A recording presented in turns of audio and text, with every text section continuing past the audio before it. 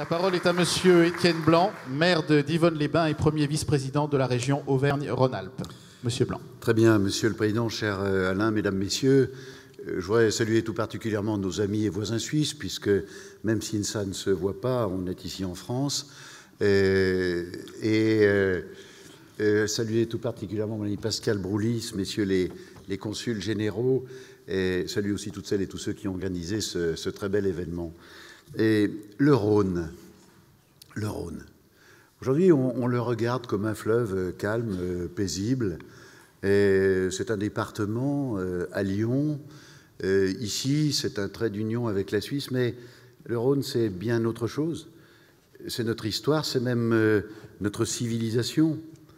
À une époque où tout se dématérialise, se déconnecte, à une époque où on ne comprend plus tellement d'où on vient et notre histoire, il faut savoir parfois revenir aux origines. Oui, c'est par le Rhône, depuis Marseille, que la civilisation grecque, puis latine, ont irrigué notre région. Les Françaises et les Français et les habitants de notre région ont oublié qu'ici, à Divonne-les-Bains, comme Agnon, nous faisions partie de la même province romaine, la Narbonnaise. La Narbonnaise, on partait depuis Narbonne pour venir ici avec des voies, des routes qui étaient fonctionnelles. Et c'est depuis cette grande province que la langue, que la culture, que l'économie se sont développées. Le Rhône, c'est aussi l'énergie. Nous étions voici quelques jours à Génissia, à l'occasion d'une réception qu'organisait la Compagnie nationale du Rhône. Mais c'est extraordinaire, l'histoire de l'énergie autour du Rhône. Génissia, avant-guerre, voulu par Édouard Herriot, le maire de Lyon, un grand politique de notre région. Et nous disions, est-ce qu'aujourd'hui, si quelqu'un avait un projet de construction sur le Rhône, d'un des plus grands barrages d'Europe, il pourrait y parvenir? Sans doute pas. Il y aurait des oppositions, on expliquerait que les anguilles et les truites seraient perturbées dans leur migration, et puis nous sommes à une époque où malheureusement les grands projets et les grandes ambitions connaissent trop de forces contraires. Alors, lorsque Alain Palisse m'a proposé ce forum rhodanien, je me suis dit finalement, parce que Divonne était au bout de cette province narbonnaise, parce que nous vivons du Rhône, de son énergie, de son histoire, soyez les bienvenus ici à Divonne-les-Bains. Oh, Divonne, c'est une petite commune de 10 000 habitants, une grande commune sur son espace, 3 400 hectares. Et dans cette grande région lémanique, qui se développe et qui se construit, qui change d'un peu de nature. Si on relit Rousseau, quand il traverse le col de la Faucille et quand il revient à Genève qu'il avait chassé pour son mauvais comportement, il décrit ces paysages merveilleux. Il dit d'ailleurs dans une phrase, il dit « Ce paysage a provoqué chez moi un sentiment d'extase et de ravissement ». Très clairement, quand on traverse aujourd'hui un certain nombre de communes de l'Ain, aussi de Suisse, il n'y a plus tellement d'extase, en tout cas il n'y a pratiquement plus de ravissement, parce qu'on a beaucoup construit, trop, peut-être trop vite. Et à Divonne, nous avons voulu être une commune verte. Nous avons voulu garder notre environnement, nous avons voulu garder l'eau, nous avons voulu garder ces paysages magnifiques, beaucoup de verdure. Voilà. Notre stratégie, c'est cela, être dans cette grande région lémanique, ce qu'on appelle, et Pascal Broulis, le Vaudois, me le pardonnera, le Grand Genève, parce que c'est comme ça. Et nous avons voulu être le poumon vert. Et les séminaires, les congrès, les moments festifs qu'organise l'économie ou qu'organise la vie sociale tout simplement, bien nous les accueillons bien volontiers. Et puis enfin, un tout petit mot pour parler de la région Auvergne-Rhône-Alpes. Nous sommes au bout du bout de cette région. Et vous avez choisi comme thème le digital, la transformation numérique et l'intelligence artificielle. C'est un sujet que l'État nous a confié dans les lois qui attribuent les compétences et notamment dans la loi NOTRe. Et ça me permettra de conclure sur deux questions.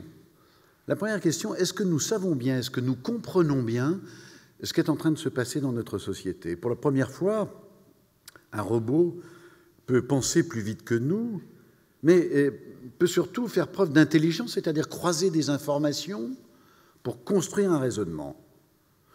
Dans l'histoire de nos civilisations, c'est un véritable coup de tonnerre.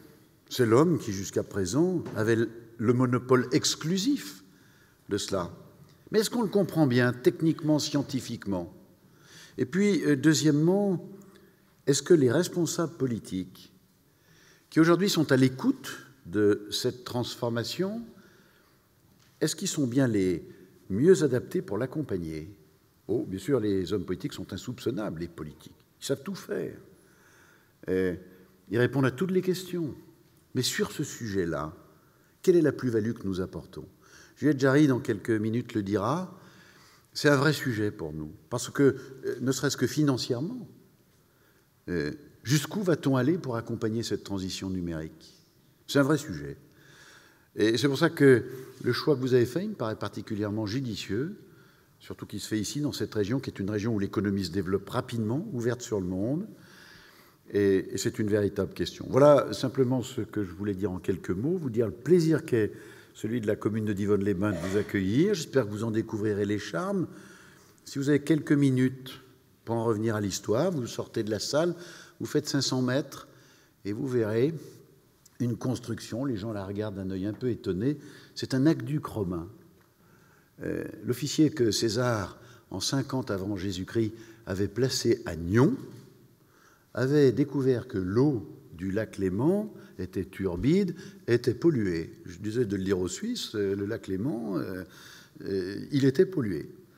Donc il avait décidé de réaliser un aqueduc, de capter les sources de Divonne, parce qu'à Divonne, on n'était pas pollué. L'eau était absolument pure. Elle l'est toujours d'ailleurs aujourd'hui. On a un très bel établissement thermal. Je le dis d'ailleurs, on soigne ici, je l'ai dit à la tribunière, à Divonne, on soigne la fatigue nerveuse et les troubles du comportement. N'hésitez pas à faire du prosélytisme. Comme on dit dans le monde des affaires, il y a un marché, quoi, voilà, actuellement. Voilà. Et on a retrouvé cet aqueduc. Alors on a décidé d'en placer un petit morceau au bord du lac. Allez le voir, il y a quelques panneaux qui expliquent ce que c'est. Voilà. Simplement pour conclure, souvent on dit, mais ce pays de Gex, la France, elle dépend de la Suisse. Non, très clairement, longtemps la Suisse a dépendu de la France.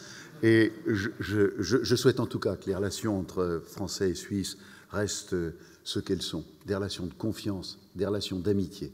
Moi, j'étais parlementaire dans une vie antérieure et j'ai souvent défendu la Suisse. Vous dites d'ailleurs, lui, c'est le député de la Suisse. Ben oui, pour moi, c'est un honneur, parce que si on comprenait bien cette région, ce qu'elle est, c'est 140 nationalités qui vivent dans le pays de Gex, cette ouverture sur le monde, ce voisinage qui est un voisinage très agréable avec un pays qui ne nous est pas tout à fait étranger. Voilà, c'est Divonne, c'est le pays de Gex. J'espère que vous aurez l'occasion aujourd'hui de le découvrir. En tout cas, je vous souhaite un très très beau séminaire. Merci. Merci beaucoup, monsieur le maire.